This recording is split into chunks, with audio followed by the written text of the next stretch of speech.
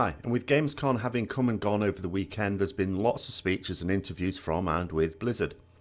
There was quite a lot of interesting topics raised, and I've identified 5 main areas that I'd like to discuss.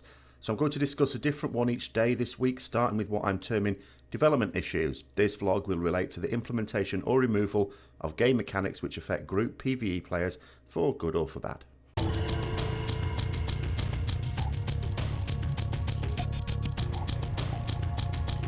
Now, the first thing I want to mention is the discussion regarding tier tokens. Some of this news was just breaking as I was finishing my WoW Flash video last Friday.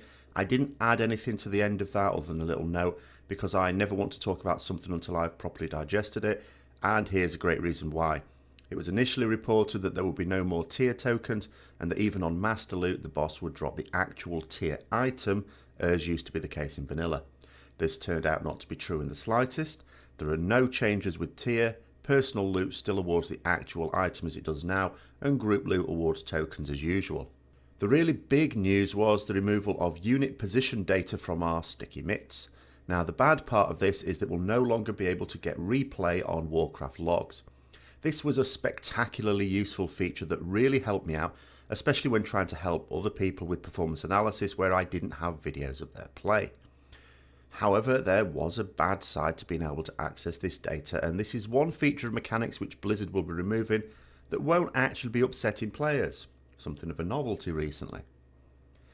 The problems that have arisen so far is that people have been able to develop add-ons that trivialise stunningly difficult mechanics. Blizzard even said they are surprised that people haven't gone further with these. However, I don't think I'm surprised. Although it's true that add-ons could have gone much further than they did, telling people exactly where to go in every situation on every fight, my take on it is that these add-ons tended to be developed mostly by serious raiders. They only need their add-on to do just enough to allow very good players to cope with the mechanics. They don't need to make them completely idiot-proof. To give a couple of examples of where add-ons like this have utilised this data, I'll look at Mythic Archimonde and Cormorant.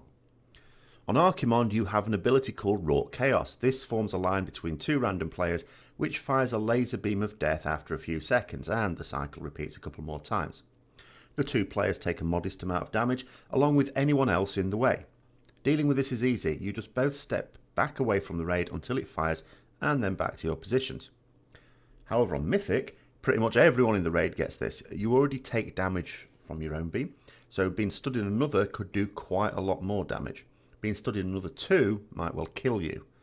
Exhaustus Raid Tools provides a feature where you can see the lines between people on a radar and move so that you never have more than one other beam over you, and preferably none at all.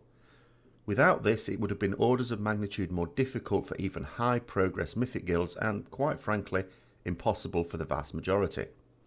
We would not now see the number of Mythic Archimonde kills being as high now, unless of course they nerf the ability, which realistically is inevitably what they would have done. Now, Cormorant, on the other hand, is a different kettle of fish. The same add-on had a map of the area and allowed the raid leader to assign players to spots for soaking. Again, this was a Mythic-only mechanic. In addition, the add-on provided a small arrow and distance tracker at the top of your screen to guide you into the right place. It's this last part that took advantage of the unit position data, however it simply wasn't needed. I never used it as the map was enough to let me know where to go. In fact, it caused me to mess up in my first trial raid in my current guild because I looked at where I'd been placed and then closed the window, only to have had my position changed without realising. Because I never looked at the arrow, which you would never notice unless scanning the top of the monitor screen, which I never do anyway, then I actually went to the wrong place. But this is the crux of why I personally am not surprised that more hasn't been done with add-ons like this.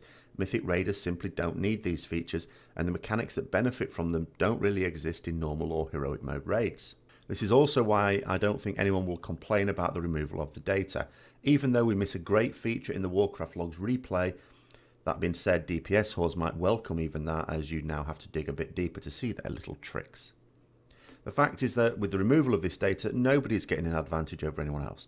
This is completely different to the max camera distance, because reducing that gave massive disadvantages to tanks and melee over the ranged and healers when it came to having an overview of the fight. It especially disadvantaged raid leaders at those roles, but more about that in a minute. So to summarise on this point before moving on, there will be no radars of any kind in Legion. if an ability goes out that does splash damage to people in a radius of you, you will now have to pre-arrange positions in melee, especially in melee, in order to avoid that. No winging it with radars. In addition, any fight where you'd have an arrow that tells you which way to go will not work. The reason Blizzard have announced this late on is that they wanted to make sure they could do it first, which seems fair enough to me. When it comes to the main work of boss mods, Blizzard made it really clear they have no problem with that at all.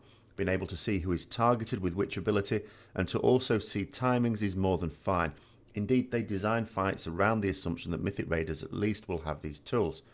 An example I often give is when imps spawn in on a fight like Manarath, or when hands appear on Cormorant.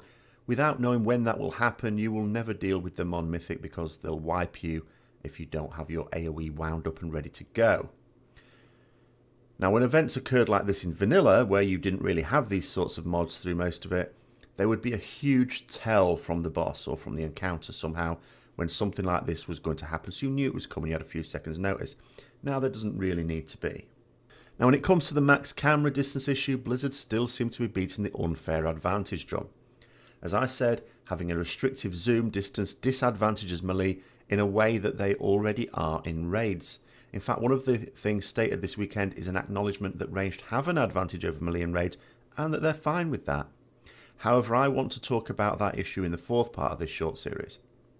Their argument is that if people can see events when the camera's zoomed out, then people not doing that are at a disadvantage. But frankly, and I do try to see arguments from both sides, that's a bit like saying that people with only one functional hand are at a disadvantage not being able to use a keyboard and mouse at the same time, so everyone should only be able to use one of those devices at a time.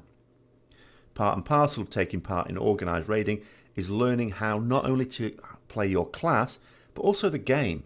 That said, all organised raiders will be able to use the same tools as each other because you'll share ideas. Someone comes up with something that they're using, an add-on or a device or whatever, or macro, they'll share it with other people. So it's actually Blizzard's preferred plan that gives players a disadvantage, not the previous or current one.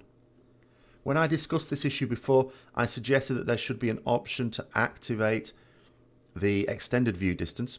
It didn't have to be added to the slider, as they're talking about, just a tick box that allowed for an extension. But they describe this as encouraging people to play in a suboptimal way. I'm not sure how only being able to see the hairy sack of the boss and none of the amazing artwork is playing the game optimally, but then I don't know Watcher in real life. Maybe that's what floats his boat. So anyway, those are my thoughts on that topic. Tomorrow will be part 2, which is going to be on loot in Legion. So as always, I hope you found this interesting. If you did, don't forget to like, comment, subscribe and share. And until next time, I'll see you later.